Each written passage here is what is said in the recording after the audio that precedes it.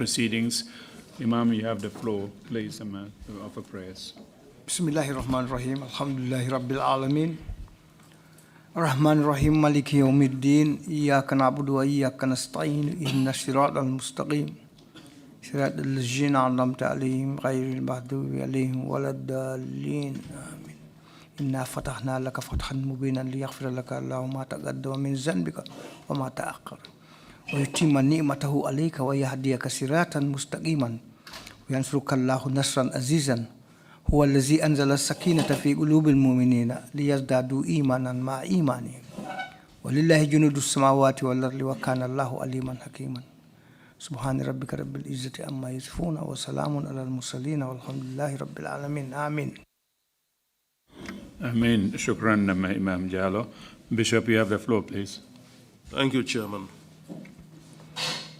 Lord God Almighty, the creator and sustainer of all your creation throughout the whole world. As we continue in our Trrc sitting, we bring this whole nation before you.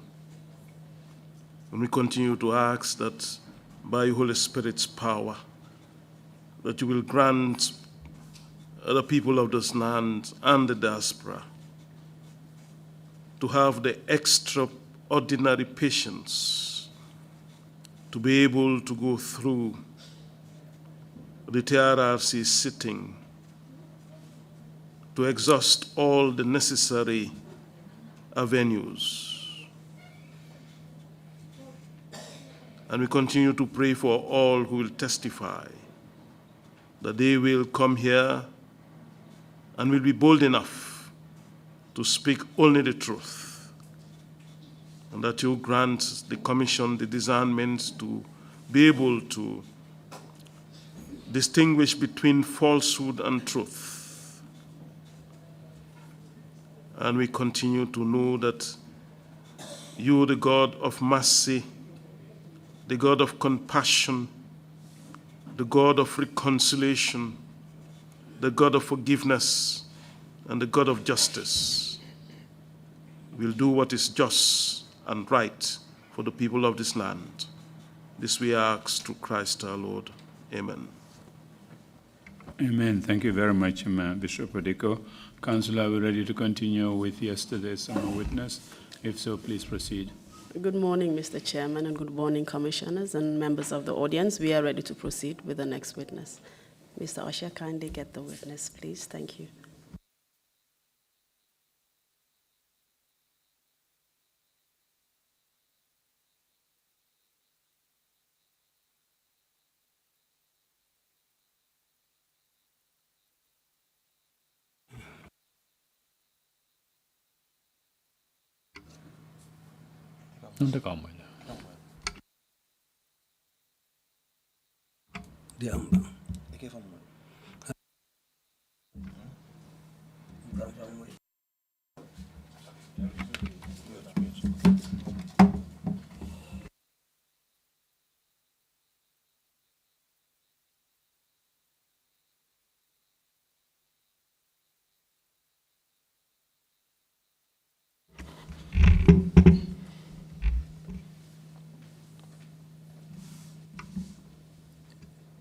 Good morning, Mr. Barry. Jawali, Mr. Barry. Good morning to you all. I hope you're ready to proceed with the continuation of your testimony from yesterday. Siki wandama don pare pour continuong yewtere mon den ka dartinde don hanki. Yes, I'm ready. May I still remind you that you are still under the oath that you took yesterday? Joni da andintinede wandama hudida dongol hanki do ya fuddade yewtere man den ha joni ko ngol kudol gotol ko ngol dari. I would like to give you a brief recap of your testimony yesterday as to remind you as to what you had said. Falama joni andintinde hanki ka dar non en don fuddora den gila jettiren don. You narrated the facts surrounding the road traffic accident you suffered in 2002. On hali do fo accident hon ko no yari non ko andanda ko dum hebi no ko don nato do ngem woni 2002. April of 2002. Woni lewru April 2002. where a vehicle coming from the opposite direction ko andandama wonde moto no andan no immorno e yeso mon no arda no ara kat dari ɗon ɗon leaving his lane hit you whilst you were parked off the road. te onon ko darnoɗon ɗon kanko accidi e leen makko on o wari o tawi on ka o darnoɗon ɗon o wari o buɓɓi on ɗon. The said accident left you with serious injuries to your left rib cage. On accident gila o waɗuno ɗum sababu wondema aduno caɗele ɗuɗuɗe ɗum woni e beccal mongal kañum e keki kin. Broken hip as well as a broken thigh bone. Woni kadi keki kin kañum e holɓudana nden ka keki ga ɗum fusuno ƴiyangal. You told us that you sustained the injury to your thigh bone as a result of some soldiers trying to force you out of the vehicle in which you were trapped. On wi wondema kadi gilandema militaire ɓen arno pour wallugol on pour yaltingol on kandira otowal ɗon on heɓuno gañande musunde kadi ka busal mo. After the accident, you were rushed to the Banjulding hospital. Bilandema accident on waɗi ha pari ɓe naɓi on ko yaawi ɓe naɓi on Banjulding ngal lobotani ton. You became unconscious later on and found yourself in the Royal Victoria Hospital when you woke up. To bila ɗum ɗo waɗi ɓe naɓi on Banjulding lopitan ɓe hari on faɗɗama on andaka wonno ɗon ko famuɗon honda hoore mon ko ɗum woni ko ɓe naɓi on Banjulu imbi ɗon famuɗo wondema jago ko Banjulu ka lobitani mawɗo won ɗon ɗum wiyete RVTH. Whilst you were admitted at the RVTH, you explained some of the visits you received. One was from Police Officer Dambale of the Yundum Police Station. Te gilandema ɓe naɓino on Banjulu ka lobitani jano ton ha arɗon heɓuɗon hoore hettuɗon hoore mon anduɗon ka wonɗon yimɓe ɓen fuɗɗi arde e darugol on ka lobitani no tawa e maɓɓe wiyeteɗo Dambeli. Who told you that he was the officer in charge of your accident case? O wima wondema kanko woni police ajo mo andandama wonde ko kanko jogui fi accident ma. He also informed you that you were hit by a civilian driver of a state guard vehicle by the name of Dauda Sane. Ko on wattu o famini on wondema galliɗo on moto mon ko ɗum woni state guard driver jo mo andanda himo ko galle men lamorɗo to te ko civilian wona o militaire ujo ko on galli on moto mon on. And that this driver was actually driving without a driving license at the time of the accident. O driver wattumo doginayno o auto on hari o alano license. You also told us about the visit of Dauda Sane. Te halani ɗo yimɓe wondema kadi Dauda Sane kadi wiyeteɗo Dauda Sane ari kadi darugol on ka lobutani wattumo walino ɗon tongo. Who came to see you whilst you were admitted at the RVTH and gave one of your children $25. Te on Dauda Sane o ari darugol on ka lobutani wattumo wallina ɗon tongon o jetti mbuɗi nogas e jowi o jonni suka mo jomon goto. You were admitted at the hospital for 3 months, and during that time you told us about the treatment you received. ɓe wallini on ka lobutani ɗon ko yahata lebbi tati te on haalani yimɓe kadi gila ɓe wallini on ka lobutani ɗon e nder ɗi lebbi tati ñawdore façon ko heɓuɗon kon ton. You explained the operation you had to fix your broken hip bone and thigh bone. Te ñawdore nde ko heɓɓe jonni on ton ko heɓuɗon ton kon no tawa e mon ko ɗum woni horɓudere mon nden kañum busal mongal ko ɓe waɗi kon ɗum ɓe waɗi ngal operate. After you were discharged, although you had not healed from your injuries, you pursued the accident case through the police. Nde wonno gila ɓe acciti on ka lobutani ko gonga gila ɓe acciti on kadi hari on dikkirani noon no fotiri noon kono yahuɗon fuɗɗagol jokkitugol case on ɗum woni hiɓɓi jokkugol mo ka police aɓe yaha ara. After you realized that they had done absolutely nothing about it during the time that you had been hospitalized. Ko on wattu noon gila fuɗɗi ɗon yaha ara on daroya case mon on ka fi police aɓe faamuɗo wondema jakka police aɓe gilandema ɓe walli noon ka lobutani e nder ɗi lebbi tati police aɓe kamɓe ɓe waɗani hay fus e fi accident on. During your many visits to the police headquarters, you were subsequently informed o wi e nder ɗin yaha ara mon on ɗum woni yahugol ka police ka galle maɓɓe jane wonɗe Banjul ɗen faamuɗo wondema that the police authorities had no jurisdiction in the case. Nde wondema ɓe police aɓe ɓen e nder dow yeesoyagal maɓɓe ngal kamɓe ɓe ala doole on ki accident mon. as it was a state house matter because the driver at fault was an employee of the ex-president Yahya Jammeh. Sabu ko sabi sa nani sa wi yayi be haali dum be wonde ma driver natu don bokku don e vi on accident non dum woni jogido jungo e on accident non ko liggotodo galle men lamoddo janeto te ko president wonnoro don on ko jettimo golle. So all they could do was just to follow it up with the state house. Awa kambe ko be wawi ko wadde fo ko dum woni be yubbondira e galle lamorde den be wawa darde ko honno be wallirtama e accident no. You also told us how you personally confronted the driver. Te on halani yimbe onon tigire hoore mon ko honno yaaru don ha fewtu don yidu don e driver dum woni Dawda Sane yidu don e makko. At the ex-president's mother's house in Kotu. Te dum no hebi dum woni president wonnoro don on nene makko ko galle makko ko yahuno ton yiudo mo kanko Dawda Sane. And you were not allowed access to him, and the soldiers there were protecting him at the time, even though you could clearly see him. Kono gilandama yahuno don ton no wawno nyawnya hido yiudamo gila yahudon don kono militaire be jabano jondude lawol pour yawton pour yidon e makko kono hidon yiyamo himo jodi kono on ronko hewtudamo. During the last session, you started telling us about you told us about your repeated efforts to follow the case, even though you were in severe pain and you were unable to walk properly due to your injuries. We hankido en huddude yewtere nden on fuddone haalando yimbe yaha ara mongon ko waddon kon pour yiyon wondema on case mongon hetti hen ko laabi on fuddono yewtangol yimbe sengo don. And finally you were informed that in fact your file had been lost by the police. Te kasakitorum do wido wondema be famini o wondema be on wondema case file mongon tigiri be yani mo o du woni o majji. And during this session, we will continue to look into these efforts that you made to get justice from the police. Hande do ka jonde den do en continue bilande ma don daren etorande waddon den ko wiigol wondema case mo ngon hetti en ko laabi en fujjettiray don. The attempts of lawyer Aida Drame. Dum woni kadi etorande lawyer Aida Drame ebbuno den. The African Center for Democracy and Human Rights Studies. Liggorde wiyetende African Center for Democracy and Human Studies ben kadi etorande be wadi den. African Center for Democracy and Human Rights Studies. Woni liggorde wiyetende African Center for Democracy and Human Rights Studies. The independent newspaper.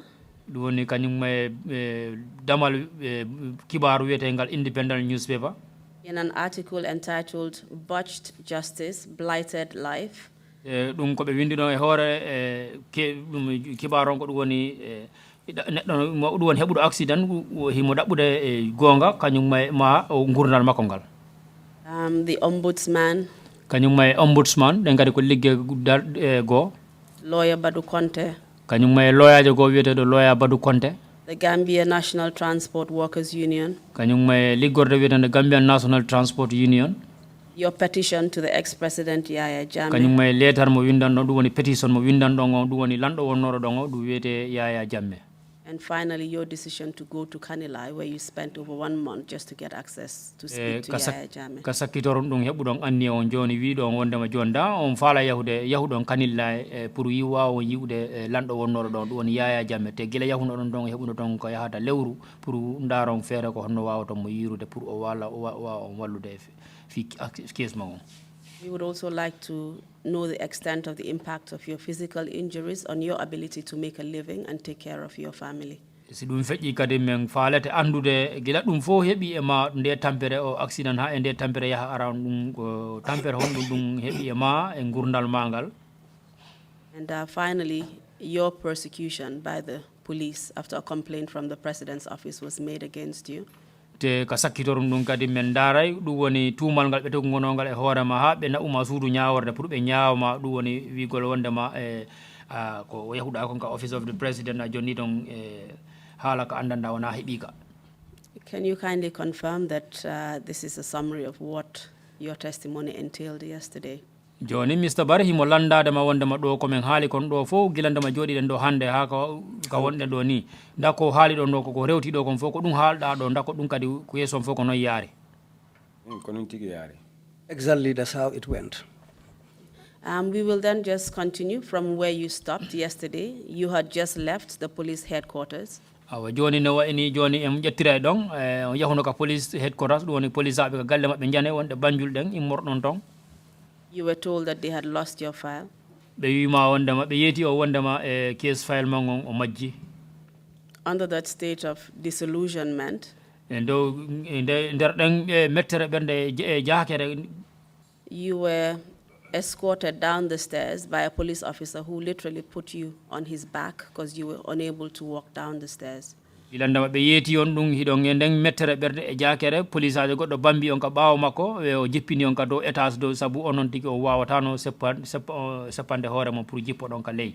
In such pain and discomfort, you managed to walk from the Banjul police headquarters all the way to the Arch 22.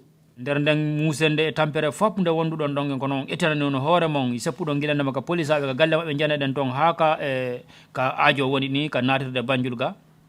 So kindly tell us what happened at that point when you got to that area around Ash 22 at Independence Drive in Banjul. Joni on ƴettira e ɗon haalan noon yimɓe gilandema seppuɗon etiɗon arɗon ha ka ɗon ka aajo woni ɗon ni joni ni gila hewɗuɗon ɗon ko honɗum waɗi ɗon.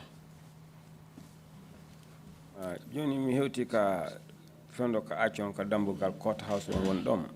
When I reached the area where the courthouse is located, mi hani moto no yalta. I saw a vehicle coming out. Because lawyer Aida Drame woni ka nder moto. Well, fortunately it was Aida Drame who was on board that vehicle. Jippini wero on ndari lan o wi Mr. Barry mi anditema ko honɗum waɗuma. She rolled down her window glass and looked at me and said, Mr. Barry, what has happened to you? How did you know lawyer Aida Drame, or how did she know you?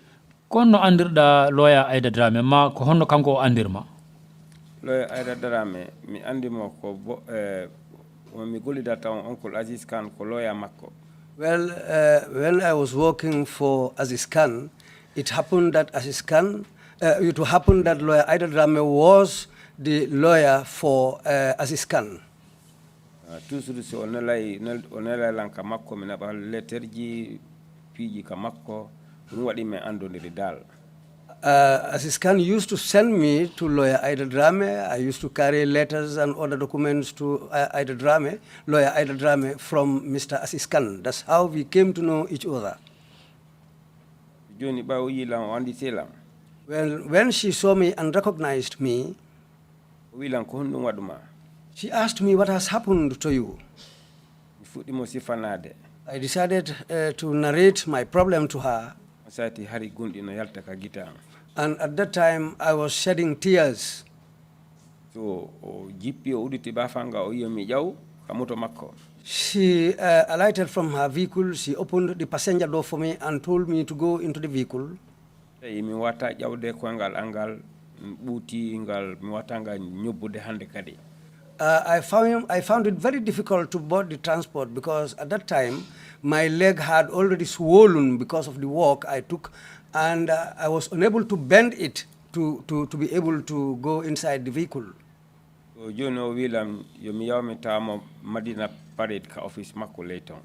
Then she told me to go and meet her at her office at the Marina Parade. Ɗitti moto makko on o yehi. That's the time she drove away.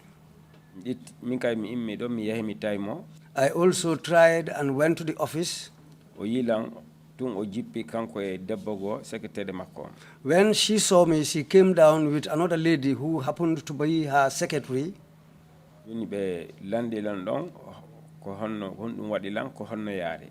That's the time she asked me to narrate the whole story to her, and I also explained everything to her.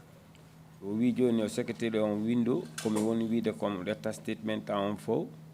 the time she told her secretary to write down everything that I was saying.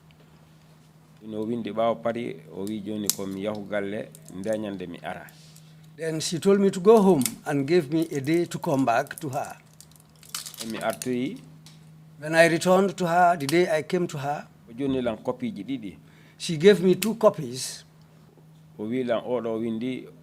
Office of the President.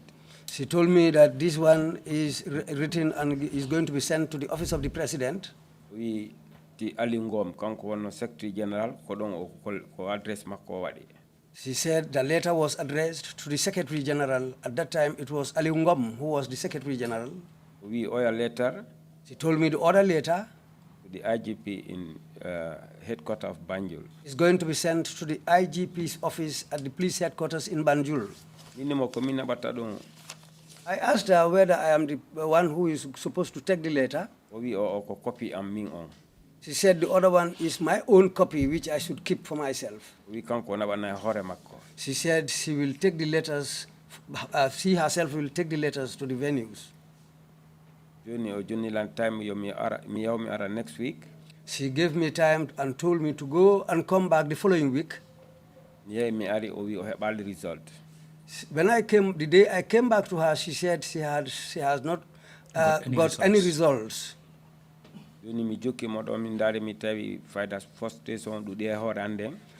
After going and coming for some time, I became frustrated, and I knew that nothing has come out of the case so far. Human right. That's why I decided to go and meet the human rights people.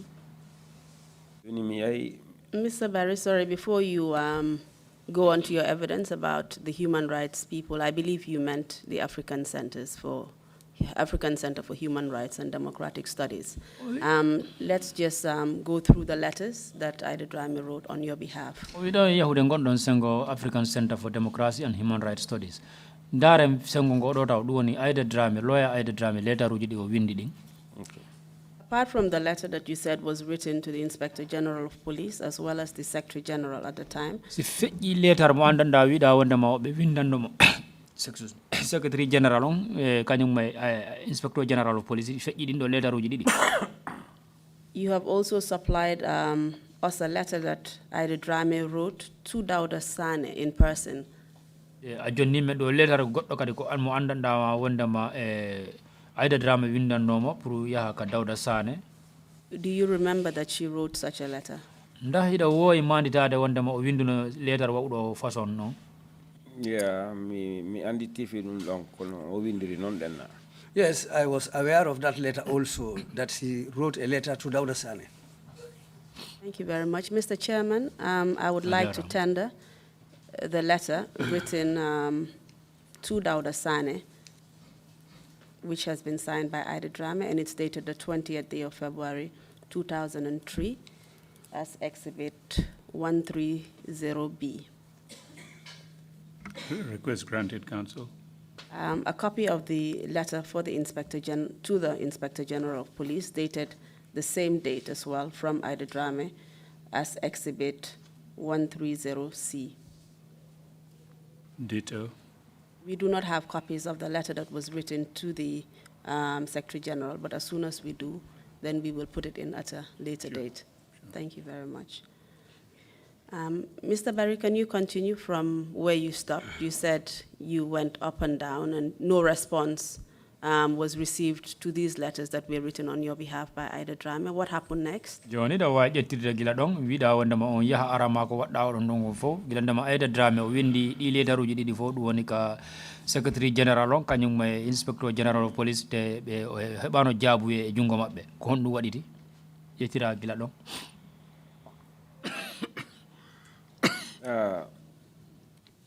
Ari on sati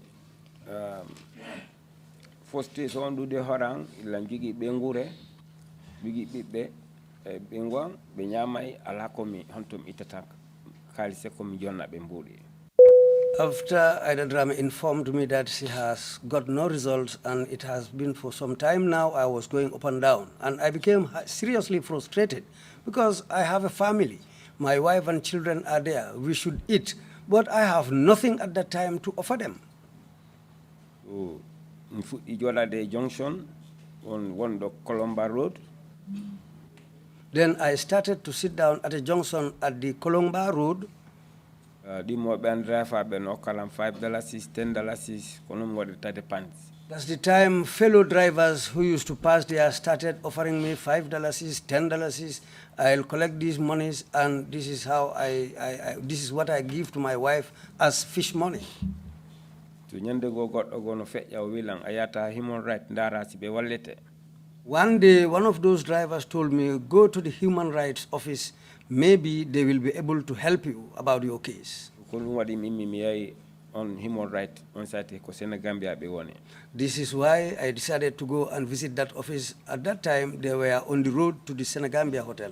Mr. Barry, you are saying that you were reduced basically to the life of a beggar after this accident.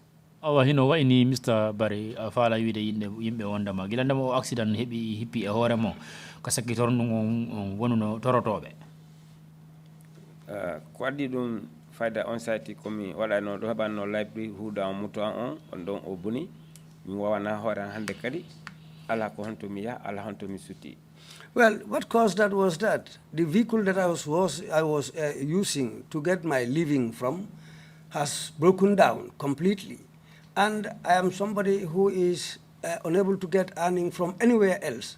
As a family man, I was frustrated and I don't know what to do. This is why I decided to go and sit down at that junction where this other driver started offering me. And what happened after you went to the African Center? honɗum waɗiti gila yahuɗon African Center mi yehi ɗon mi hewti mi landi ko honto office maɓɓe on haɓe tindinila mi yehi mi hewti dow. When I went to that office, I asked around, that's how they directed me to the person I should report to, who was upstairs at that time in the building.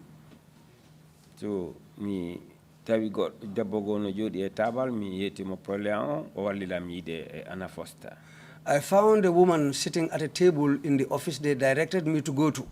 Then that lady, after I narrated my story to her, that's the lady who helped me to be able to meet Anna Foster. So o landila mi sifanimo. She also asked me, I narrated my story to her. Nuddi debbo goo o windi o on ko lawyer maɓɓe nder hade kol human right ton ɗenna. She called another lady and told me that that lady is their legal officer or their lawyer who works for them at that office. Ko on windi letter jiɗi o jonnilan copy go. That lady also wrote some letters and they gave me one copy. Ila on sati mi immi mi arti komi watta ɗon ɗaɓɓata daily bread on komi jotto ɗon. That when I left that office, I came back. After some time, I decided to go back to the same point where I used to sit before, where my fellow drivers used to offer me some money.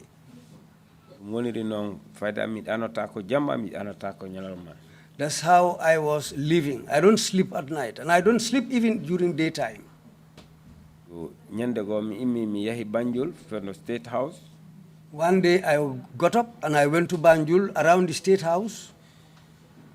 Goɗɗo go o wilam ko kanko mo jogi feere e nder national transport men yaddu o windanalan letter. Then I met somebody there who said he can help me through the National Transport Union. They will look for a way how to help me in my problem. Kankade o windi letter o ɗumanni mi yaaldi no improvement dal. That man also helped me. Some letters were written, but after all that, no improvement came. Mr. Barry, I'll just refer you to the letters that you gave us. Mr. Barry, ni ka wonɗo mi ruttina e hakkille maɗen ɓaawo mi andindema ɗi letter uji ɗi jonnuɗa men ɗi.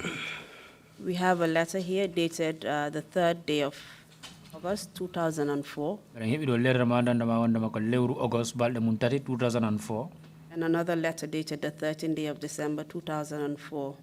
Heɓi ɗo letter goɗɗo kadi ko lewru December balɗe mum sappo e tati 2004. And both letters are headed State Guard Vehicle Accident Victim Abdoulie Barry. Te letter uji ɗin fof ka hoore ko ɓe windi ɗon ko ɗum woni State Guard woni galle men lamor e to moto e driver mum andandama himo heɓi accident wiyeteɗo Abdoulie Barry. Mr. Chairman, I would like to tender both copies of the letter as Exhibit 130, C and D. Request granted. And I would also like to tender the letter that was written to Mr. Abdoulie Barry from the African Center for Democracy and Human Rights Studies, dated the 26th day of February 2004, signed by Hannah Foster as the Executive Director, as Exhibit 130E. Ditto. Okay. Please continue from where you stopped off with your efforts. Oui, continue. Yetira dong sifagol etore mane no unde wono dande wadde pour yiya wonde ma hebi yetti gonga. Joni mi jukkirino mi wona ka Johnson dong tolagol ɗon mi wona ɗon ɓe walliralan ɗon seeɗa seeɗa ha ñande goo kadi min mi yaha Banjul mi ndaara. I continued to sit down at that junction where my fellow drivers were offering me because I had nothing to do because of my health and I had nowhere to go. But one day I said, okay, let me go to Banjul again and try and see what will happen. Mr. Barry, at this time, where were you living? Mr. Barry, what to dong mo no don dong. Ko honto hodu no dong. Halilan hodi London, Serakunda London. I was living in Serakunda at London Corner. Were you renting there or was it your own house? Kon luway no nda ko palace mon tigiri ko non jey. Hadi mi luway no on site. I was renting the house. And did anything subsequently happen in relation to your rented accommodation? Joni gilande mo hoduno don ha dum hebi on o accident hebi on ka sakkitor dum da goddum hebi no hebuno cadele hen fi luwasi on. On sati bay ni iwi Banjul goddo wila yo mi yawta office of ombudsman. Well, when I went to Banjul on that occasion, somebody told me to go to the ombudsman. Office of ombudsman. I went to the office of the ombudsman. Allah wadi ditti record on hari on site ko Pajallo wonno deputy of ombudsman. Well, they took my records, and also, unfortunately for me, Pajallo was the deputy of the ombudsman. Did you say unfortunately or fortunately? Fortunately. Thank you. They also wrote a letter and gave me a copy. I went back to the same position where I used to sit down and wait for the drivers. One day in the evening, the yard owner of the house where I rented called me. Mr. Barry, before we go to the issue of the of your rented accommodation, can you just tell us who this letter was written to, the letter from the ombudsman? Do e yahude affaire luwas ma ka galle don. Yo ndaw idan woy halande yimbe di lettaruji di ombudsman windi din ko hombo be windannodi ko hombo di fotno yahude. Ko Pajallo winola o windi office of the president at honotode a Banjul headquarter.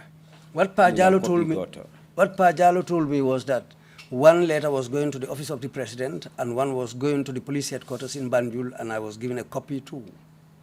And you have given us a copy of the letter to the Inspector General of Police dated the 31st day of July 2003, reference OMB/COMB/ in brackets 694. A jonni be do letter manda na wonda ma windano ya fonno yahude ka yeso police ben du woni letter ron nyalande de windande ko do ne lewru July balde mun capantati e go hitande 2003. And the letter is signed for the ombudsman by, well, it's signed for the ombudsman, who is Junaidi G.O. Jallo. The letter on signé do moy do inde ombudsman on ko wiete do Junaidi Jallo. Mr. Chairman, I would like to tender a copy of this letter as Exhibit 130F. Request granted. Thank you. And just to summarize the content of the letter that Ida Drame wrote, the letter written by the African Center for Democratic Studies, as well as this letter that was written by the Ombudsman. o wi pourtant wawa raɓɓindinde ɗi lettre uji ɗi haalɗa ɗo ɗin fof ɗum woni lettre immorɗon ko Aida Dramé kañum e lettre immorɗon ko African Center for Democracy and Human Rights Studies kañum e lettre immorɗon ko Ombudsman ɗi lettre uji ɗi fof sa kafindiriɗi pour raɓɓindinde daraɗi fof ko ɗi saawi ko. These letters were all trying to follow up on the prosecution of the driver, Dawda Sane. Si a ndaari ɗi lettre uji ɗi windaɗi ɗo ɗin fof ko ɗi saawi kon ko ɗum winda toon kon ko ɗum woni o Dawda Sane ɗum woni pour yo mo fota naɓede suudu ñaawirdu o ñaawe. As well as obtain compensation on your behalf. Te e dow ɗum kadi ɓe yiya wondema ɓe heɓante ko ɓe jonnatama ko andatama ko ɓintema ɓernde. To pay for medical treatment that you needed because you had needed a second operation. Sabu pour kadi ɓe wawama yoɓande pour wawaɗa yaha ñawdoyeɗa sabu ida foti yaade ñawdoyeɗa waɗa operation ɗimmun. Can you tell us more about that? After your first operation at the RVTH, what further operation did you need? Joni ida wawi haalande yimɓe joni ko gilandema waɗɗa on operation ɗim folo on ka l'hôpital jano o joni ko operation hom ɗum kadi fotnoɗa waɗude kadi. mi duwano waɗude on docteur on jonnanno time mundema timi duwa ittude jandi jutundi ɓenamo keneli jutundi nder o wi simi ittali tatanos on iway toon arakal ɓenda on o waralan. What the doctor told me when they were fixing that iron in my leg was that he gave me time to come back so that they will remove that iron from my body, or else why it might cause tetanus in my body. When that tetanus reaches my brain, it's going to kill me. And so therefore you needed financial assistance to pay for that operation. Wahino wa ini e dow ɗum hiɗa sohli dépense pour wadde on operation. Yeah, yes, that's it. And at that point, had you received any kind of compensation from Dawda Sane or from the government? Yoni on wattu ɗon mo wonno ɗon ɗon on nda on heɓuno ko jonna ɗon ko ɓuɓɓiniro ɗon ɓernde nda ko siko Dawda Sane ɗum immore nda ko e laamu ngun immore nda on heɓuno. mi heɓali help hay goto. I had help from nobody. And how did you pay for your previous medical treatment and the drugs that you needed? Joni ñawdugol premier ngol wanno ɗon ngol kañum may lekkeje ɗen ko honno yoɓirno ɗon on ɗon ɗuma ɗum fof ko ɓingal dari yoɓi hari. All those medical bills were paid by my wife. Can you please continue from where you stopped up? You had gone back to the garage, and what were you doing there at this time? Joni da way ƴettirde gila ɗon gila ndema yahu ɗon ka garage ko honɗum waɗayno ɗon ton. And then we can then go on to the issue of your accommodation. Si wi ɗon sen feƴƴi ɗon yehen e fi galle ka hoɗuɗon ɗon fi location. Joni ko ɗon mi joɗotono mi yimɓe ɓen ɓen no walla lan jonalan wono $5-10 maybe 75 ma 50 mi itta dépense wono 25 jonna ɓen wa ko heddi kon o jogo toon fi paykoy koye kaskol. Well, I returned back to the position where I used to sit down. Whatever I am able to collect from the drivers, whether it is 50, 75 or any amount, if I go home, I'll give part of it to my wife for fish money, and I'll tell her to keep some little amount for the children's lunch and their other needs. And tell us what happened with your rented house. Joni da way haalande yimɓe fi place ka hoɗuno ɗon ɗon fi affaire loison ko honno ɗum ɗon kadi yaari. Joni komi jotto ɗon debbo on ɓay mi ari nde ñande kikke ɗo noddilan o wilam Mr. Barry honto loison on woni.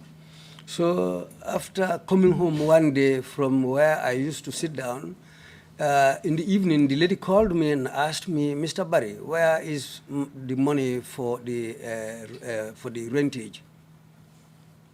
I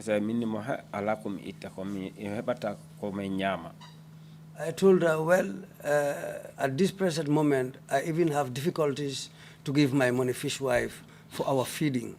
De bon wilan luwasi woni modi makko wala modi don ko dum don detata kankadi o wallito bengude makko.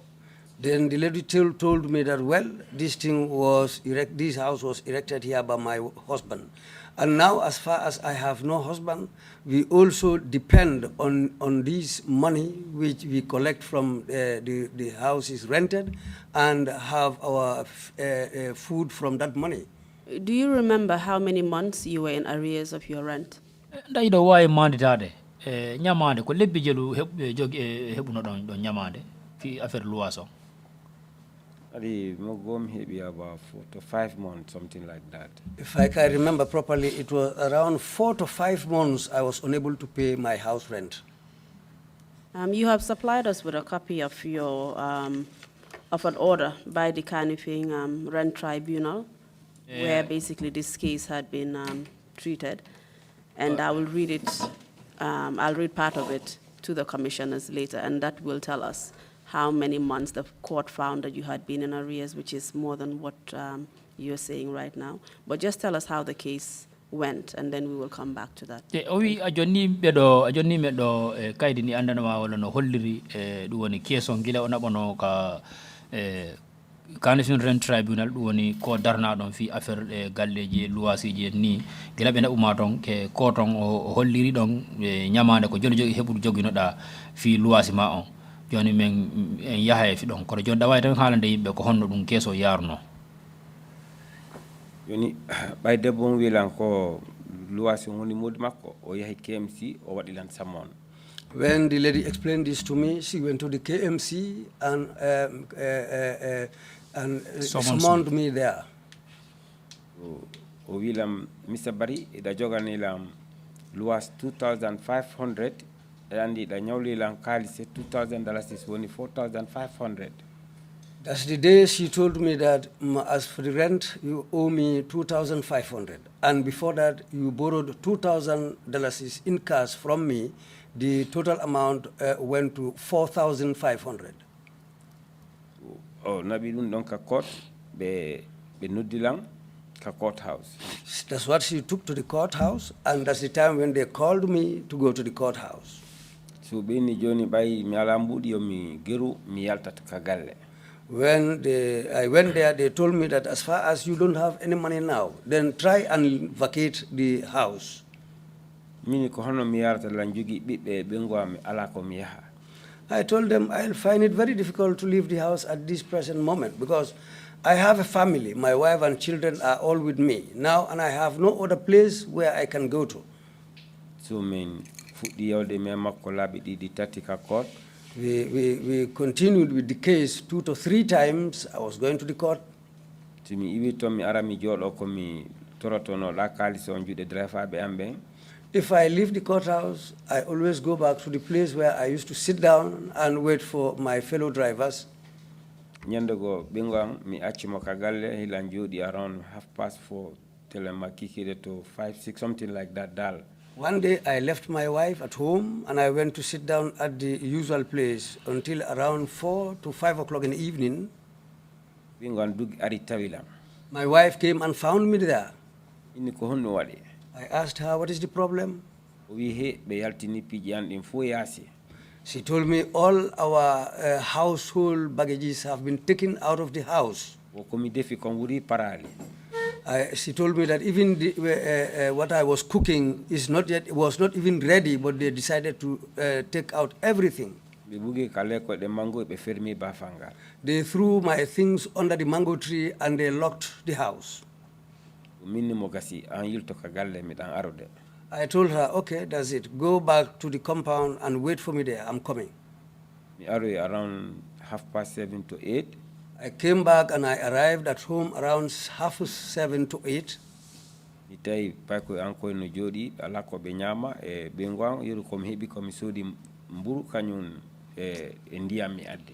When I arrived at home, I found my children seated around my baggages. We don't even have anything to eat on that day. But so the little money I collected, I came and bought some bread and water, and I came and offered it to them.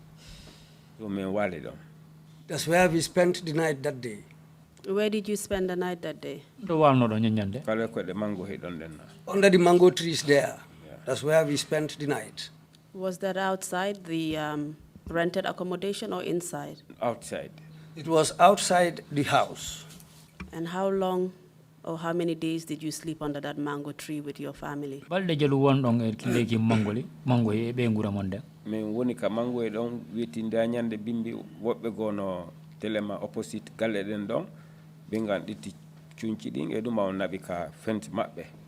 Well, after spending the night there the first day, the following morning, the opposite compound, one of my children took her clothes to go and dry them in their compound there. Bingo and ɗitti piji amen ɗi naɓi next door. our belongings And they took my children, my wife took our belongings also into that same compound. The next door, Next door, our opposite, our next door compound. Me wali ɗon kadi. We spent the night there also. Mi yahi ka komi jotto komi toroto to. That following day, I went to the same place where I used to sit down. and bake. Grafajo ɗimmo jam wiyete ɗum Touré, ko Touré mi andiri mo dal. One of my drivers, something Touré, I cannot remember the name, but his surname is Touré. He found me there that day. Ɗittilan e moto makko naɓilam bundum bohol.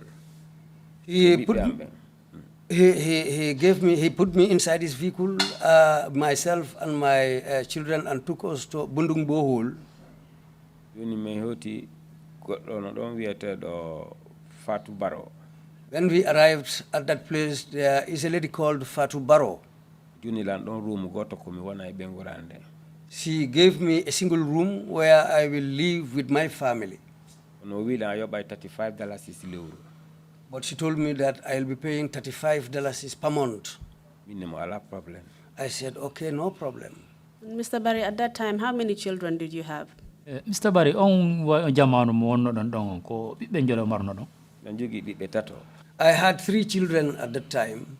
So on the first night when you were evicted and you spent the night under the mango tree, you were there with your wife and 3 of your children. You all slept under that mango tree with all of your belongings. awa hino wayini ñande premier ne ñande folonde gilande ɓe yaltini on onon e ɓengu mo kañum e sukaɓe mon tato ɓen ɓe yaltini on ɓe addi bagage uji ɗin fof kala e mango ɗon ko ɗon walno ɗon sukaɓe mon fof ñeññande ɗon ko ɗon me waali. Yes, we spent the night under that mango tree that day.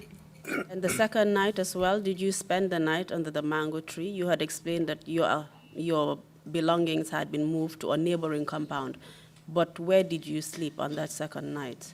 joni jamma ɗimmo on noon ko honto walno ɗon on haalani yimɓe wondema e ñande jamma ɗimmo on ñeññande bagage uji mon ɗin ɓe naɓuno ɗi e galle takko mon ɗon ka wonno ɗon no waɗano ɗon luwasi galle no takko mon ɗon ɓen mo naɓi bagage uji ɗin ɗon ɗin ɗon ko taw waali joni onon ko honto walno ɗon ñande e jamma ɗimmo on Next compound ɗon ko mango e kinka hakkunde woni kono ɗen ɗowdindinno ɗumal ni min naati ka ko nder fenti maɓɓe mbawton min wallori ɗon miya ɓe ngowa. These compounds were next to one another, and the mango tree, it always gives a big shade. So after they took our belongings to the other compound, we still spent the night under that mango tree, under the big shade on the other side of that on the other side of the fence. Mr. Barry, are you comfortable? I noticed that you seem to be in some discomfort. Yeah. kono wayni fewndo o faami wondema no jooɗon ɗon noon samorani e mo ndahi no moƴƴi ka joni no jooɗo ɗon noon It's all right. It's all right. Are you able to sit down until the end of the session? da on wawa jooɗade ɗon ha watmo gayneten ɗon So on this second night again, you still slept outside, basically. awa hino wayni jamma ɗimmon kadi ka yaasi walno ɗon Ko ɗon min waali. Yes, we spent the night outside. And how did that make you feel as a husband, a father, a provider? You'd been providing for all of your family all these years, and suddenly you were rendered homeless and you were sleeping in the street. joni onon gueɗa ɗum waɗa ɓe waɗi on ɗum ko honno ɗum waɗi e mon saabu o woni neɗɗo mo wananama ko babirawo on woni ko modi bo kadi iɗon jogi joom suddijo iɗon jogi sukaɓe kadi joni jamanu ara ɓe yaltina on ka suudu mon ɓe yaltina bagage mon fof yaasi waalo yaasi ko honno ɗum waɗi e mon e gurdam mon ngal satta noon e wonki an kono mi waɗata. Very difficult and hard in my life, but I have no choice. Mr. Chairman, I would like to tender the eviction order from the KMC Rent Tribunal Court dated the 28th day of August 2003 into evidence as Exhibit 130G.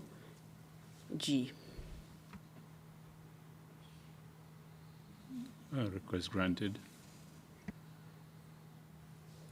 And you said eventually you were able to move into another accommodation and you were charged $35 per week.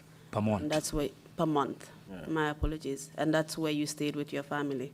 On wi wondema gilandema be tion don wodi na muno don dula be jonni non suudu wandana ko sambur goto be te be yo wondema lewru kala on yobe capantati e jobi ndako non. Joni mi woni don. Yes, that's true. Yeah, I just wanted to ask whether your children were all going to school at this stage. At that time? Yes. We on fala ndara joni on wattumo be yaltinno on en dusudu nda sukabe mon ben faybe mon be ndabe yahayno be yaha jangayno be yahno l'école on wattu hari pay ko an ide koy e be jangu pay ko an goru janun ko e junku hari be jangude kono fi on sati no satire lam be alano yode school be wadi stop. Well, my elder and my second child were going to school when this was happening, but in the later part, when things became very, very difficult for me, they stopped going to school because I was unable to take care of their school needs. So mi wadi jem mi deti jonko mi wakili jande makko pay ko an janon ko woni carpenter. Then that was the time when I decided to help my daughter to continue her schooling. So my elder child, who is a male child, started to become a carpenter. So oya on ko pay ko ngukuni on don hari hotel na to go school. So mi wakili wallu go jinko rek dal. At that time, my third child was a small child. It was not a time for her to go to school. So my second child, the female child, I decided to help her by all means to continue her schooling. So how did you manage after that? You'd been evicted, and your children were also taken out of school because you couldn't afford to pay the fees.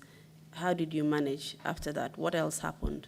Joni ko honno non nabir don affaire on dongal ngal e hoore mon sabu joni hino be yaltini on suudu ka wonno don fay ben kadi l'école mabbe on boni joni ko honno waw don nabir don gurdal mongol dal junkun ko debbo wiyeteɗo Mrs Koka wonno ɗo bakote Alex ko on wi o wallamo fi o jannamo kanko wonno headmaster on. So we joni addu pay ko jinkun ko janga don. The lady at Bakote Annex School, the principal, hono wiyete? Mrs Koka. Mrs Koka was the head of that school, Bakote Annex. She told me to bring my daughter to her school. She will take care of her schooling for me. And that's what I did. I took my daughter to her school at the Bakote Annex. Joni junko woni don how hewti grade 6 makon ko yata 7. Then that's where my daughter continued her schooling up to grade 6 up to grade 7.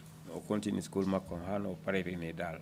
And with the help of that lady, she went on until she completed her schooling. Can you tell us whether or not your second operation was possible? Because you had been soliciting financial assistance for the second operation. Did it happen or not? Joni ndax ino wawi haalande yimɓe ndax heɓi ka walla heɓaki ɗum woni operation ɗimmo on mo fonnoɗo wadde on saabu iɗon ɗaɓɓude no waɗi défense pour wawon wadde on operation ɗimmo on joni nda iɗo wawi haalande yimɓe nda on operation ɗimmo heɓino nda o heɓaki no heɓori. How I had that operation was, only every month or every 2-3 weeks, me have Banjul, me wala doctor on Darala.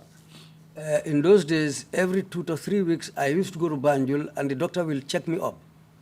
William, hey, Mr. Barry, try to help yourself. Then one day, English there, sorry.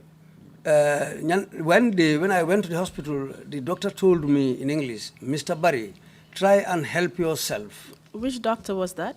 ko mboni on docteur ujo On doctor Benamo Barcelona. The doctor is called Marcelona. And which hospital are you referring to? te ko lopitaan hombo on ɗo e haalde fi mum ɗo Banjul RBTH. It is the RVTH hospital in Banjul. And he was a non-Gambian doctor? Cuban. He is a Cuban doctor. And can you remember what year this was? tawi ɗo wawi mandira ɗum ko hitande honde ɗum waɗi Was 2003 to 4. It was, 2004, I think. I think it was in 2004. Because kono William, owi o Dr. Rao no windi kaydi return. I have do itude kenel on ka kwengalang. Joni datom fit isim ital mo kanko wawa tala wallude. What this doctor told me was that the previous doctor who treated me, called Dr. Raul, wrote a paper and left it there. And what this new doctor told me was that, according to Dr. Raul's recommendation, I should remove that iron from my leg, or else why he will not be able to help me because the date has already passed when I should have had that operation to remove that iron. And can you tell us, I mean, I know you've told us a bit about the pain and discomfort that you had after the first operation when the iron was inserted in your leg.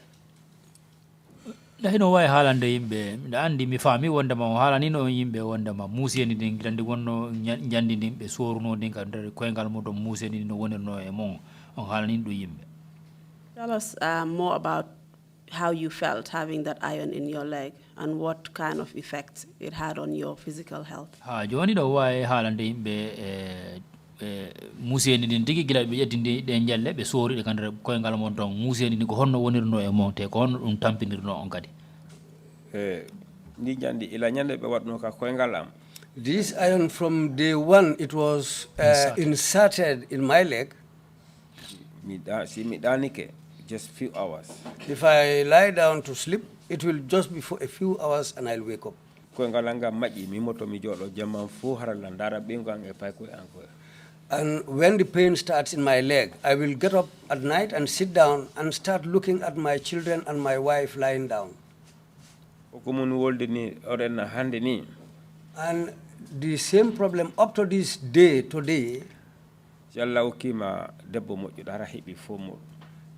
if Allah helps you to get a good wife, then you are safe. Hotata fayda libbi jeɗɗi min mbari mi wawata yahande hoɗan hurgo mami lona kakaru donc waɗantalam pour sambura bobo. From day one, when I had this accident, up to 7 months after the accident, it is my wife who does everything for me, to help me to get up and sit down, to help me and get up and or to change my position on the bed. Even if I want to ease myself, she will bring a kemba pot for me and help me to ease myself. Alhamdulillah, I am extending my sincerest thanks to this lady. So in all of your, in all of the things, the bad things that happened to you, the one good thing was that you were lucky enough or blessed enough to have a very good wife. awa hino wayni tampere nden fof ko tampere ko andana on fof wike hoore mon ko moƴƴi kon ɓuri moƴƴude kon e mon ko heɓi ɗon kon ko ɗum woni Allah arsiki on e suddijo moƴƴuɗo ari on sa simi walike ni simi walorike ha mi maƴƴi jamma o moto o waylitalan ko kanko waɗata o waylitiralan ni waɗi wono on sati ila komi ɗumanne makko ha duuɓi sappo ɓe ngan ko takko ka leydi ni o walto takka ndaru golla. Well, this woman was so good that even if I go to bed, she will come. If she sees me moving my body on the bed, she'll come and turn me so that I can lie on the other side. Every day when we go to bed, she will come and lie down near me. And throughout the night, she'll be watching me sometimes and see if I want to move, she will just get up and help me.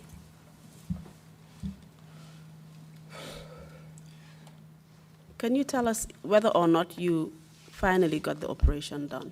joni ka wayi ɗo nda ɗo wawi on haalande yimɓe nda heɓino walla si heɓaki kadi nda ka sakkiton ɗum heɓuno opération o joni ko addi ɗum ɓay mi yahi check up ka laptani. Well, how it happened was that after going for a checkup at the hospital,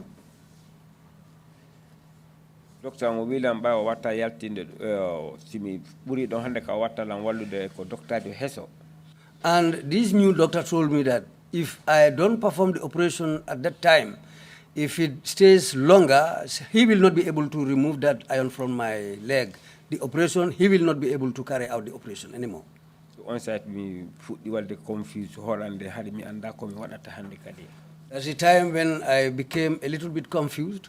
Sometimes I will not even know what I am doing. Ko ɗum naɓilan independent newspaper. That's why I went to the independent newspaper. Mi windi waram ɓe yaltinilam.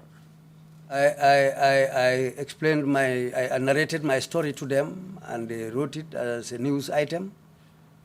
Ɗum hawri 2004. That was in the year 2004. Mi jooɗi ñandego minni ɓay mi ɗumanaki Badou Conte Allah waɗi o yii o newspaper. Then there I was until one day, fortunately for me, Badou Conte saw this newspaper and read the article. And you have provided a copy of this newspaper article to us. te ni ka wonɗo on jonnimen o ndi kaydiri journal on jonnimen ndi From the Independent. damal kibar winduɓe nun ko ɗon independent newspaper. And it is entitled Botched Justice, Blighted Life, the touching tale of an accident victim left in the lurch. te ko winda ɗon ko ɗum woni neɗɗo mananamo heeɓi accident tahimo ko gonga on o faala ma mayde nden te accident mo heeɓi on naate gon e mum. The newspaper article is dated the 4th to the 6th of June 2004. Newspaper on ɗum woni kibar kaydi ndi winda lewru June balɗe mum 4 ha balɗe mum 6 2004. My apologies, Mr. Interpreter. No problem. I would like you to identify the newspaper article, please. Joni ka wonɗo men jonnante kaydi ndi pour darani da ko ko ndi wonno journal kaydi ndi andanda ko ndi ɓe hollirno jama on. Is this the newspaper article, the independent newspaper article you supplied to us? Ndako ndi wonno kaydi journal ndi andanda ko ndi jonnuɗa men. Ndi ɗo ko kaydi ɗo tigila. This is the very paper. Can you tell us how you recognize it? Ndahi ɗon wawi haalande yimɓe ko honno anditere ɗon ndi. Natal an. My photo is on the newspaper. Can you describe your photograph in the newspaper? What Portilal are you holding? Portilal mongal ko woni ngonga e ndin kaydi ɗon ko honto waɗɗon ɗum. O wi o aru kadi mi nanali fota. Come again with your question, counsel. Counsel. He said you repeat your question. He didn't understand. I'm just asking him to describe the picture. He seems to be holding something in his hand. What is it, or in his hands? Oh, you know why? Nika portilal ɗon wodi ko joguino ɗon ka jungo mon ɗon. Koko mi jogi ɗo ko ɗum ɗo mon no yarude mon this crutches ɗo. Well, what I was holding in my hand was the crutches that I used to walk with in those days. All right, thank you very much. Ajarama. Kindly give it to the commissioners. Okay, so tell us what happened after Mr. Badou Conte read this newspaper article. What did he do, if anything? Joni ɗo wawi haalande yimɓe Mr. Badou Conte gilandema o yi o kaydi journal o jangguindi ko honɗum o waɗi. Hari o anda hontomo o woni hillan iwi ka Sudan hillan yaha ko mi jotto mi toro ɗon. At that time, he didn't know my address, because after I relocated to that other house, I still used to go to the position where I used to sit down and beg from my other drivers. Ɗon o rewata o yaha golle makko ɗe hari office makko on ko ɓaawo ɗon woni. He used to pass that same road to go to his office, and his office at that time was located just behind the place I used to sit down. So one day when he was passing, he saw me sitting down And he recognized me, and immediately he sent somebody to call me so that I can go and talk to him. How did he recognize you? Oh, no, anditirio. Goɗɗo no takko makko non won inoteɗo Akim onko ko windano makko ka nder office makko on no andilan seeɗa. There was somebody called Akim who used to be in his office. He used to write some things for Mr. Conte. So it was Akim, because I was a little bit acquainted with Akim. It was Akim who recognized me.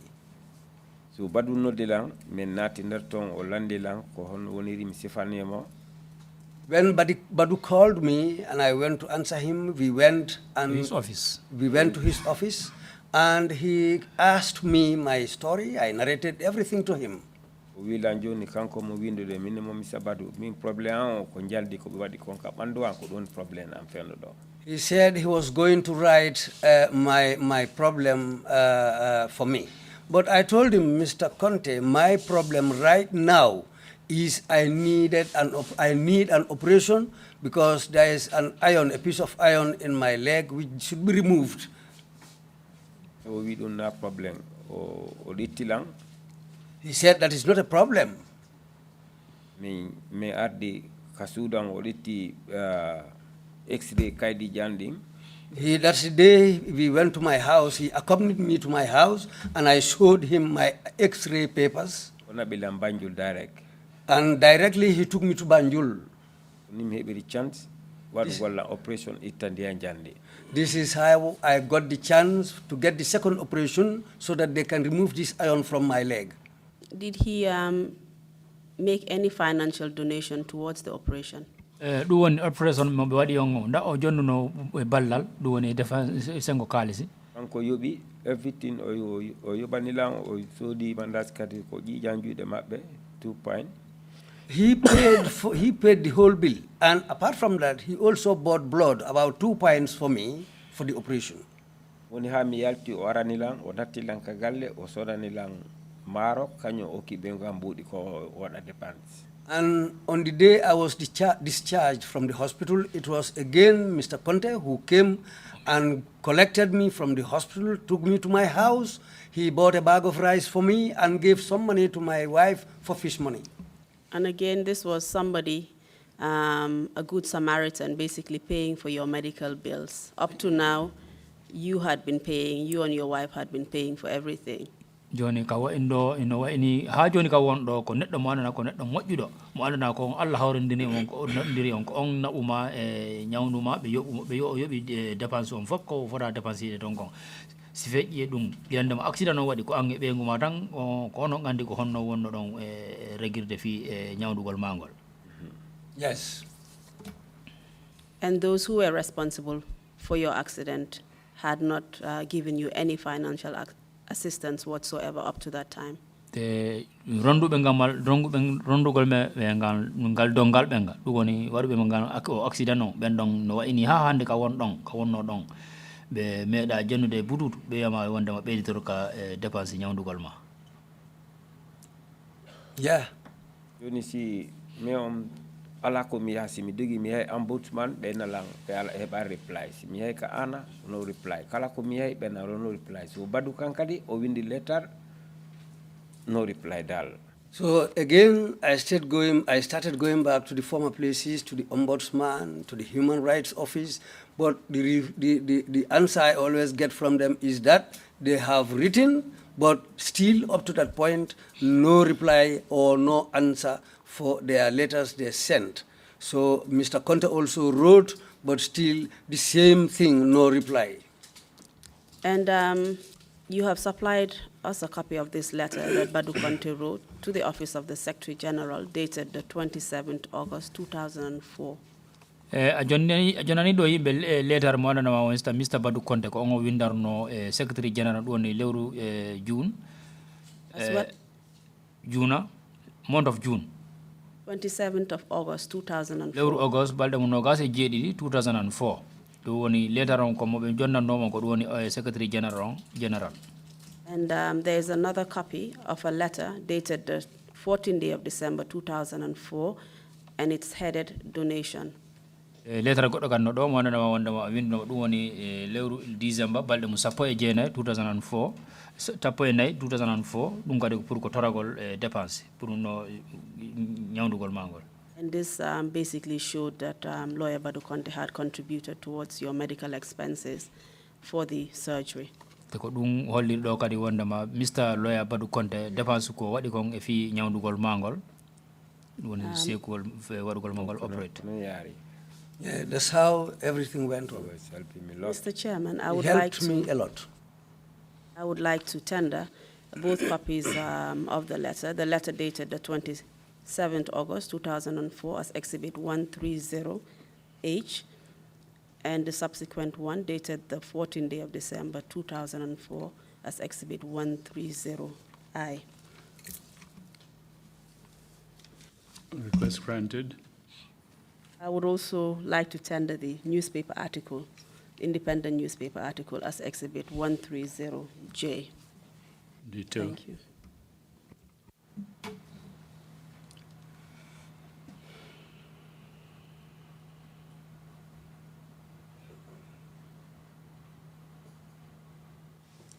Yes, please continue from there.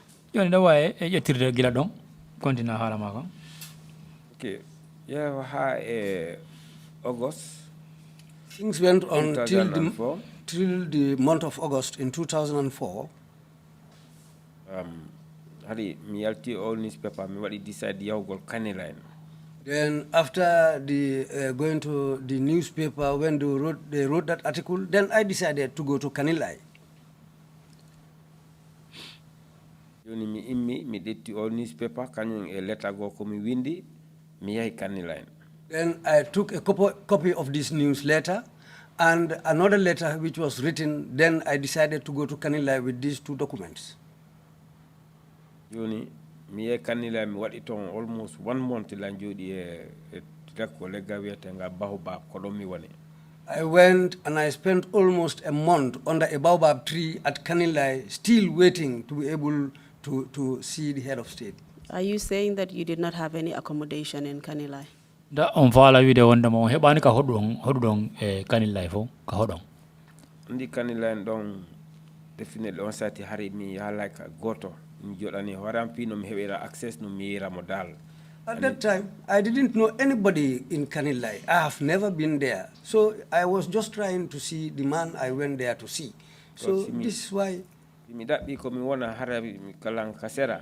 Si mi jooɗi ke joni wano toroto ɓe yilam ɓe woɓɓe landiri kala gasa mi heɓa access no mi wawa no mi yiraɓe ko ɗum waɗi mi joɗori ɗon dal. The reason for me to sit down outside there was I was looking for somebody and I was also trying to get access to the man I went there to see. Can so you tell that us? if I sit outside, somebody might see me and have pity on me and help me. Can you tell us when this was? What was the date? Nday ɗo wawi haalande ɓe ɗum ko honde tuma ɗo wawi haalande ɓe ñalande nden. Ɗum the year of Yaya Jammeh waɗano 10 years celebration makko Kanilane. It coincided with the 10 years celebration of Yaya Jammeh's leadership, and that celebration took place in Kanilai. So fortunately mi wawali heyude mo ɓe ngan noddilan e mi noddi ka galle ɓe ngani wo so arali men mayiga ala ko men ñama mi yeehi coñci an ɗin mi yeehi paɗe mago geɗo ara. Well, one day I decided to call my wife. She said, please come back home, because even food is difficult for us to get what to eat. In fact, I have already sold most of my clothes, even one of your shoes, a pair of your shoes that belong to you, I sold it so that we can have something to eat. Please come home. This is why I left Kanilai and came back home. Did you get to see the ex-president Yaya Jammeh during this time? Lando wonnoɗo ton on nda on ka sakkitorno on on heɓuno feere yi'ugol mo. Mi yaalimo at all. Mi yiyamo feƴƴa kono mi heɓali access ɓaɗagol ma mba yewda e makko. I didn't see him. I was unable to get access to him. I will see him passing, but apart from that, to be able to go near him was impossible for me. I was unable to see him at all. Mi ari mi waɗi ka suudu 1 week. I came and spent a week at home. Ɗaɓɓugo dépense ka Johnson ɗon mi accira ɓengwa. I started going back to that same junction where I used to sit down so that whatever I collect there, I will give and come and give my wife for her to cook food for us. Then one Friday, I told my wife, today is Friday. I would like to return to Kanilai again. She told me, but this time when you go, don't spend a long time there. Don't stay there for too long. I said, okay. And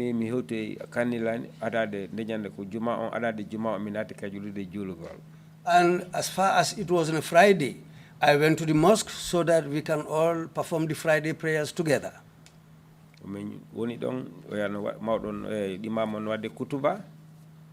And during the Friday prayers, when the Imam was performing the sermon, when he had only 20 past 2.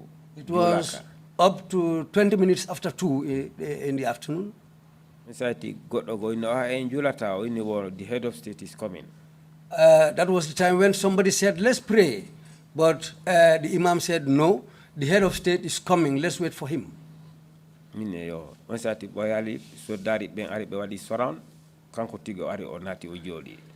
After that, immediately, I saw some soldiers come in and dispersed around the place. And then shortly, I saw him coming with his bodyguards, and he came into the mosque.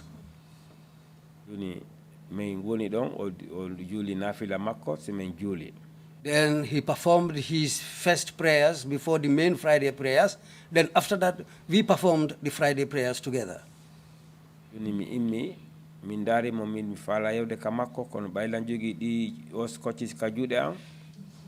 Well, that was the time after the prayers, I got up and stood up. I looked at him because I wanted to go to him and talk to him. But as far as I was on these crutches, but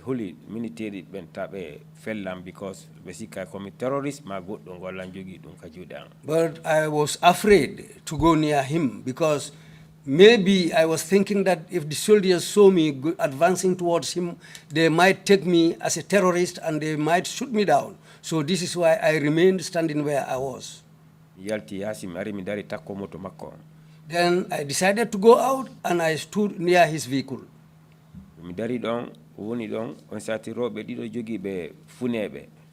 And that was the time when 2 people came, and these people also came with their twins. They came and stood near me.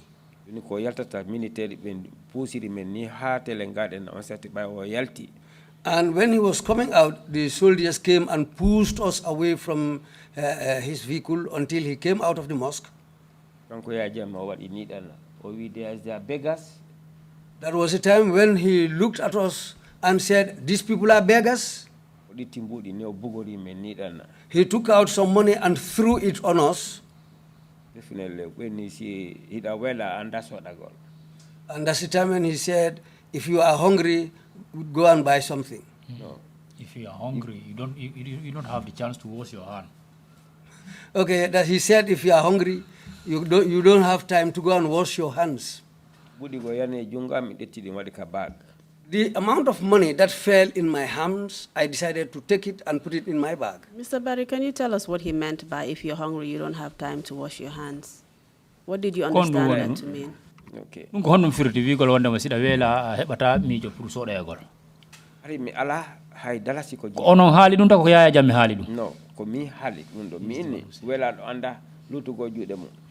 Well, it was me who said a hungry man has no time to go and wash up his hands. Because so this is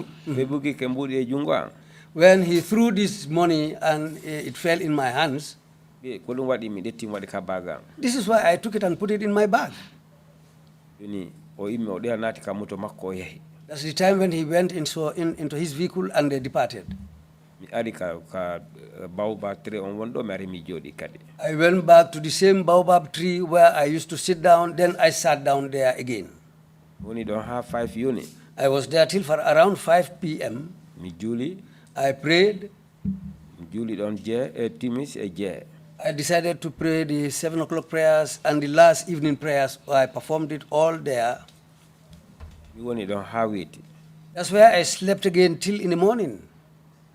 On 10 o'clock. o yaltide motoji makko e combo e makko. Around 10 o'clock the next morning, he came out with his vehicles and they formed a convoy. Ɓe yaari wo ka ladde ka ngesa makko. And that's the time they went to his farm.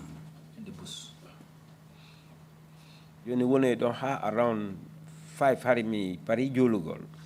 I was there until around 5 o'clock again in the evening when I was preparing to pray the 5 o'clock prayers. Can you tell us where Yaya Jammeh's farm is located in Kanilai? Yaya Jammeh ngesa makko ba ndahi ɗo wawi haalane yimɓe ko honto hedde honto mba fewtiri nder saare Kanilai.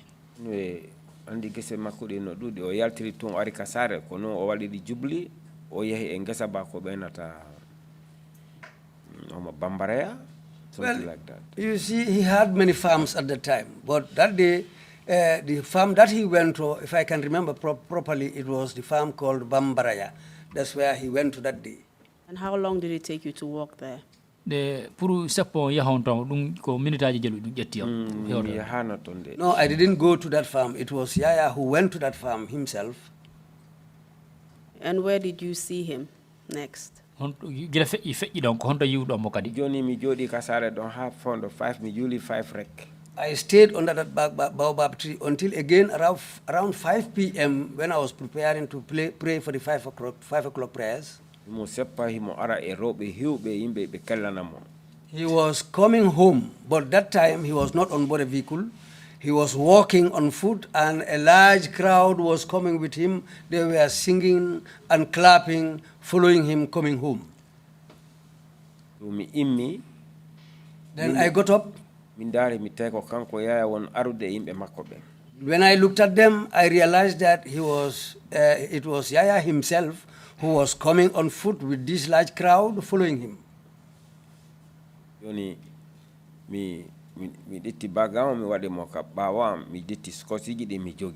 I decided to put my bag I decided to hang my bag on me. Then I took my crutches and stood up.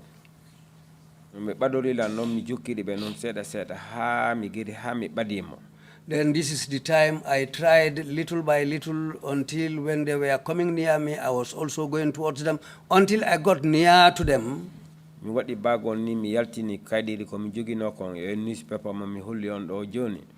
that was the time I took out the letter and the newspaper that I went along with. I took them out. Independent newspaper ardo yes and Johnny. That's the same independent newspaper that you've just shown me here a few minutes ago. I held that newspaper in my hand and I tried until I went near him. That's the time when he turned and looked at me. Then I decided to talk to him. I said to him, "Sir, I am here to see you." That's the time when he snatched the paper from my hand. He gave it to one soldier behind him. Then some soldiers came and stood between me and him in a forceful way.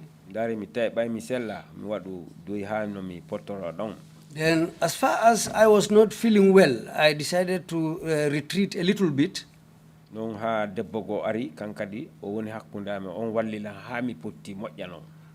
a lady came there who was among the entourage. She helped me to go backwards a little bit until I was a little bit comfortable far from them.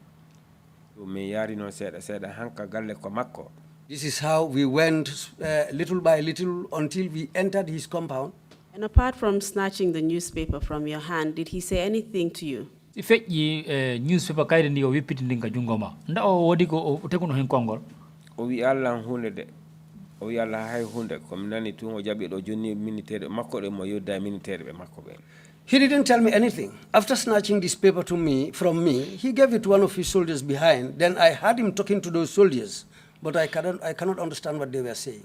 Do you know whether he actually looked at the article or even read it? Nda faamu mon on faamu no wonde man da on daruno ndin kaydi ko windi ton kon no jabirindi ni ko ni o jonni ri soldari be mbaaw makko. He didn't read or look at. He didn't look or even read the paper. He just snatched it from my hand and passed it immediately to one of the soldiers behind him. And what happened after that? Gila dum feƴƴi ko ndu wadi min jokki mo noon ha min hewti ka galle nder toon. This is how we went. I followed him until into his compound. Joni on sati Mr. Barry, I think you're feeling uncomfortable, and it's time for the break. So let's just take a break now, and then when we come back, you'll continue. You're looking very dartinde ɗo yewtere nde sabu dartindike nini no wayi ni fewno ɗo ko wonɗo jonde nden tampini on seeɗa joni wattu amen tigi on pour fowtindagol ngol hewti joni ne wawi yawgo fowtindagol sen arti yewtere nden kontina. Okay. Mr. Chairman, I wish to hand over the witness to you for the break. He's asking whether he can stand, he can go. Thank you, Council. We will take a 30-minute break and come back 5 minutes after 12 noon. Please adjourn. Mawɗo Bari men ɓangal minute capantati foftere ha men rutta arde on continue.